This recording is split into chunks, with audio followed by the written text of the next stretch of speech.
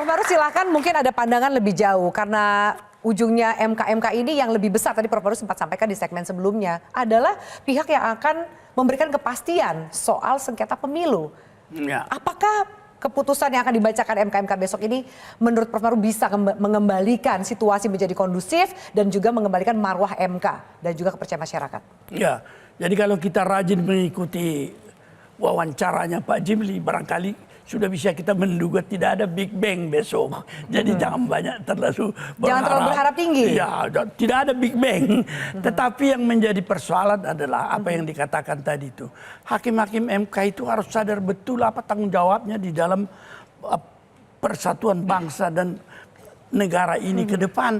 Karena di dalam, kalau pernah lihat itu bagaimana MK memeriksa impeachment Presiden Korea, waktu itu langsung dua kubu siap untuk pecah. Tetapi dengan kearifan MK dia bisa mempersatukan itu kembali. Oleh karena itu kita ingin bahwa hakim MK itu melihat apa yang menjadi tugas mereka itu benar-benar dengan apa yang dikatakan konstitusionalisme, patuh terhadap konstitusi. Jadi jangan ada misalnya putusan, kalau saya membaca putusan MK itu kan ada yang dikarang-karang secara itu, padahal sumpah jabatan mereka itu harus setia kepada hukum acara. Dilanggar hukum acara itu pasal 60 dengan karangan-karangan sedikit yang saya kira tidak usah saya buka betul lah. Tetapi majelis kehormatan sudah bisa melihat itu sebenarnya. Tetapi mereka tidak laksanakan. Nah, ini bagaimana caranya mereka untuk disadarkan. Kalau mereka toh di sana tahun 2024 Februari selesai pemilu, sengketa tahun bulan berapa, bisakah dia membangun trust terhadap bangsa Indonesia, terutama kontestan yang barangkali nanti tinggal dua di ujungnya, bisa nggak percaya dan semua pendukung tenang dan bangsa kita bisa maju lagi. Saya kira bagi kita ini yang menjadi persoalan pokok dan harapan terhadap hakim-hakim MK. Jangan melihatnya secara enteng begitu, bahwa hak hakim memutus, tetapi loyalitas, sumpah jabatan Pak. Bangsa kita seringkali sumpah kalau di pengadilan langsung dihukum itu kalau sumpah palsu saksi. Tapi pejabat negara mana ada yang dihukum, termasuk hakim konstitusi. Setia kepada Undang-Undang Dasar 45, menjalankan dengan seluruh-seluruhnya segala peraturan perundang-undangan. Saya melihat pasal 60 dilangkahi. Dan kemudian banyak apa yang dikatakan pertimbangan yang ya menafikanlah itu. Kalau sudah diputus, tidak boleh lagi kecuali ada alasan konstitusional yang berbeda. Tapi tidak ada, hanya disebutkan petitum berbeda. Petitum bukan alasan konstitusional. Haruskah Ketua MK mundur untuk kemudian menjaga situasi? Kalau saya sih 5 hakim konstitusi harus mundur. Lima-limanya untuk hukum memberikan tempat kepercayaan itu. Berat, tapi mereka semua kawan-kawan kita, tetapi kita melihat permasalahan ini masalah besar dari bangsa. Untuk masa depan bangsa. Oke, Bang Donald silakan, ada closing statement dari Anda? Oke, saya rasa kita ke depan ini bicara optimisme lah, agar demokrasi kita ke depan itu lebih baik. Jangan membuat narasi-narasi ketakutan, kecurangan dan sebagainya. Kita sepakat yang namanya pemilu yang jurdil itu penting. Agar demokrasi kita berkualitas. Kalau dari awalnya narasinya dibangun ketakutan, kecurangan, akhirnya kita juga yang dicurigai bukan demokrasinya, yang dicurigai itu rakyatnya langsung. Dan nanti yang marah itu rakyat langsung. Kok kami memilih pilihan kami, kok kami dicurigain? Ini kan sudah ada tudingan secara langsung. Gitu, wah curang. Loh, kok rakyat sudah dituding curang? Enggak ada, ini bukan eranya Orde Baru. Memilih di bawah senjata, bukan. Semua dibebaskan, apalagi dengan era digital. Semua itu bisa terrecord dengan kameranya, dengan apanya. Jadi mau ruang curang yang mana lagi yang mau dilakukan oleh siapapun hari ini gitu. Jadi saya rasa gini, narasi-narasi yang sifatnya pesimis udah kita hilangkan. Kalau kita sepakat tentang penguatan demokrasi, ya kuatkan dengan optimisme itu, jangan lagi diragukan dan sebagainya. Saya rasa itu poinnya, agar apa? Tidak lagi diskusi kita ini basisnya sangat konspiratif. Apalagi Bung Roni kan anak hukum ya, bicara tentang fakta aja, jangan lagi bicara tentang invisible hand. Siapa? Karena sama-sama hari ini semua dalam pemerintahan, siapa yang tidak? Mas Ganjar juga bagian partai berkuasa, kita juga duduk di pemerintahan Pak Jokowi. Sama-sama aja lah. Problemnya di mana? Baik. Gitu. Mas Roni silakan. Menurut saya Yang paling penting adalah kita menjaga tradisi hukum demokrasi ini supaya bertumbuh dengan baik. Itu keinginan kita bersama. Yang kedua adalah kita berharap bahwa MK mengembalikan marwahnya. Karena MK ini adalah benteng terakhir dari konstitusi, dari dasar negara kita ini. Ini yang kita harapkan.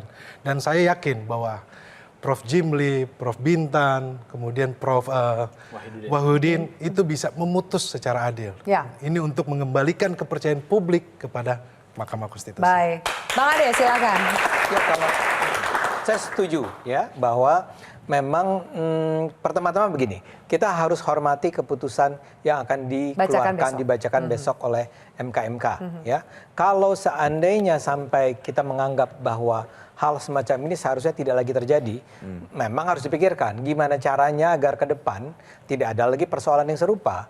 Ini kan bisa saja dimulai dari proses perekrutan siapa yang menjadi hakim kan? Karena jelas kan tadi dikatakan, Bapak bilang kan 5-5-nya kalau perlu kan. Artinya kelima-limanya punya persoalan nih dalam hal ini. Bukan cuma ketua kan. Nah sekarang kalau begitu gimana caranya agar ke depan tidak lagi terjadi hal serupa. Ya, itu kedua. Ketiga, kalau dalam pandangan kami yang terpenting adalah sekarang ini ada persoalan yang sangat mendesak. Yaitu pada 14 Februari akan ada pemilu. Ya. Karena itu marilah kita menjalani ini semua dengan selalu mempertimbangkan kepala kita bahwa kita akan masuk dalam sebuah tahapan proses politik yang sangat menentukan masa depan bangsa kita.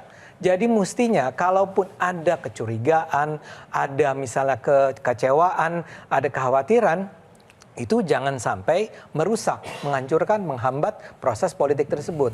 Nah kita di kelompok Koalisi Indonesia Maju, saya sebenarnya belum pernah dimandatkan untuk mengatakan ini, cuman kami sih menjamin kami akan menjalani ini dengan menjamin akan apa? Silakan. Kami akan menjalani proses politik ini dengan sejujur, seadil, sebersih mungkin. Baik. Mas Romi silakan. Saya hanya ingin menyerukan kepada bangsa ini dan mengingatkan kepada kita semua bahwa politik itu bukan soal menang dan kalah semata-mata. Politik itu lebih dari semuanya adalah soal benar dan salah. Jadi jangan gunakan ini semata-mata karena untuk kemenangan kemudian menabrak semua aturan. Dan itulah yang kita koreksi dari reformasi. Setuju. Ketika Pak Harto waktu itu dijatuhkan, kenapa? Terjadi public distrust. Jangan kemudian MK ini yang melakukan upaya jelas-jelas melawan konstitusi dalam putusannya kemarin itu dan melawan undang-undang dalam kekuasaan kehakiman, kemudian kita biarkan tanpa koreksi. Dan koreksi itu dilakukan besok oleh Mahkamah Kehormatan MK. Dan kalau kemudian di dalam koreksi itu ada hal-hal yang perlu tindak lanjut putusan, maka kita harus lakukan itu dalam rangka meluruskan agar tidak terjadi public distrust. Baik. Terakhir, Iya, kita terpaksa bicara soal hegemoni, di mana orang yang kelihatan seperti menang dekat dengan kekuasaan, itu pasti merasa tidak ada masalah. Tapi orang yang lain merasa, oh sebetulnya ada masalah. Tapi lepas dari itu, kita tunggu besok kenegarawanan dari Prof. Jimli dan kawan-kawan, karena ini putusan yang penting, karena hasil sengketa pemilu juga akan diuji oleh Mahkamah Konstitusi. Terakhir, saya ingin mengatakan jangan-jangan ini seperti Palestina dan Israel sekarang, di mana kita nggak bisa mempersoalkan siapa yang kalah, siapa yang salah, tapi lebih daripada itu tetap harus ada bangsa Indonesia dan luar negeri meneriakkan kemanusiaan, demokrasi. Ini jangan sekalian kampanye nih, karena pakai kaosnya Palestina. Karena sudah dinyatakan oleh Ketua Umum PSSI, silakan datang ke seluruh stadion bawa bendera Palestina, tapi nggak boleh mengutuk negara manapun dengan catatan seperti tadi. Kita tetap harus bersuara. Para budayawan, terima kasih Gunawan Muhammad, Butet Kartarjasa, tetap bersuara bahwa ada yang salah di situ gitu ya. Sambil nanti ada yang maju ke Mahkamah Agung. Ada proses-proses yang dilakukan. Baik.